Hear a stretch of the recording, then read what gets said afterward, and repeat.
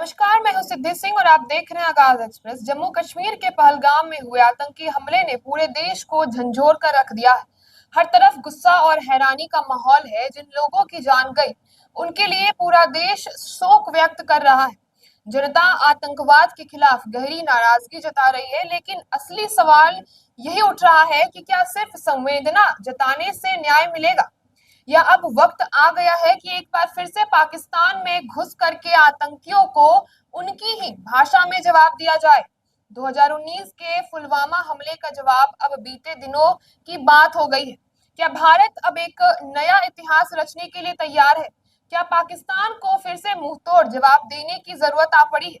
मोदी की उच्च स्तरीय बैठक और अमित शाह के बयानों से यह स्पष्ट हो गया है कि सरकार इसे बहुत ही ज्यादा गंभीरता से ले रही है।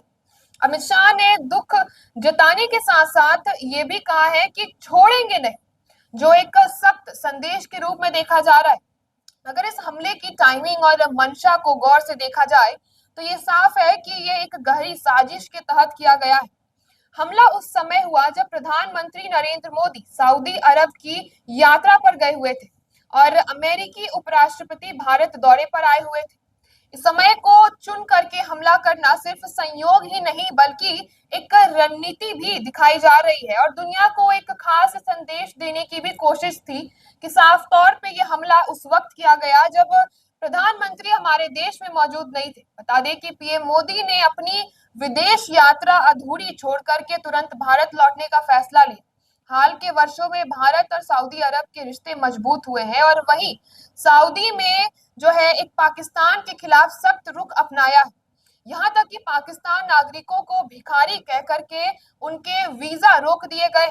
इस वजह से पाकिस्तान लगातार भारत सऊदी करीबी से घबराया हुआ, क्योंकि अगर भारत का मुस्लिम देशों में प्रभाव बढ़ता है तो पाकिस्तान की कश्मीर कार्ड वाली राजनीति खत्म हो जाएगी।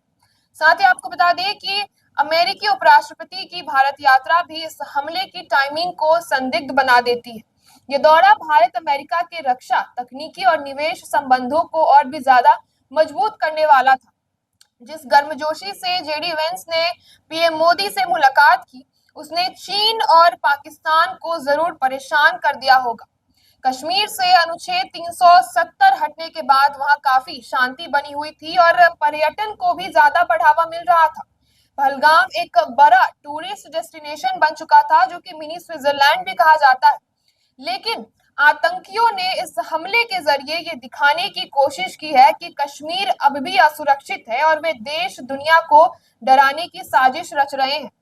एक और अहम मुद्दा जो इस घटना से जुड़ा हुआ है वो है आतंकी संगठन लश्कर ए तैयबा। दरअसल पाकिस्तान के सेना प्रमुख जनरल असीम मुनीर ने हाल ही में कश्मीर को पाकिस्तान की गले की नस बताया था और भारत तथा हिंदुओं के खिलाफ उकसाने वाले बयानबाजी भी दिए गए थे।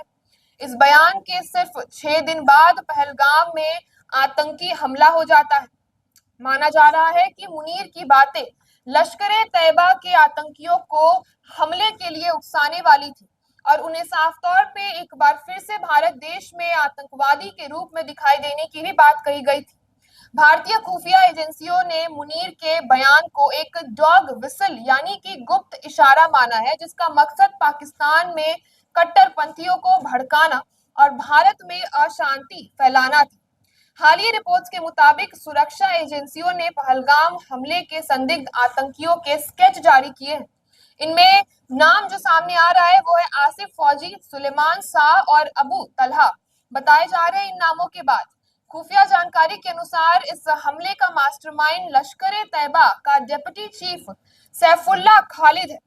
हमारी एक जानकारी के मुताबिक हमें पता चलता है कि उसने ये जानकारी जो है अपनी सोशल मीडिया पर काफी तौर पे दिखाई दी जा रही है और साथ ही एक रिपोर्ट में दिया गया है पाकिस्तान के डिफेंस मिनिस्टर से भी जुड़ा हुआ था और हमले की जिम्मेदारी प्रॉक्सी ग्रुप टीआरएफ के रेजिस्टेंट फ्रंट ने भी ली थी। साथ ही पाकिस्तान के डिफेंस मिनिस्टर ख्वाजा आसिफ ने इस हमले में पाक का हाथ होने से इनकार कर दिया है, जो कि हर बार की तरह एक रटी रटाई बात लगती है। लेकिन भारत इस बार भी मुंह तोड़ जवाब देगा। खुफिया सूत्रों का कहना है कि इस हमले में 2 विदेशी और 2 स्थानीय आतंकी शामिल थे। सैफुल्लाह खालिद, जो इस हमले का मास्टरमाइंड है, पाकिस्तान के कब्जे वाले कश्मीर यानी पीओके के रावलकोट से ऑपरेट करता था। उसने हमले से करीब 1 महीने पहले चेतावनी भी दी थी। उसका 2019 का एक वीडियो भी सोशल मीडिया पर काफी वायरल हुआ था, जिसमें उसने कहा था कि कश्मीर का मुद्दा अभी भी ठंडा नहीं होने देंगे वो।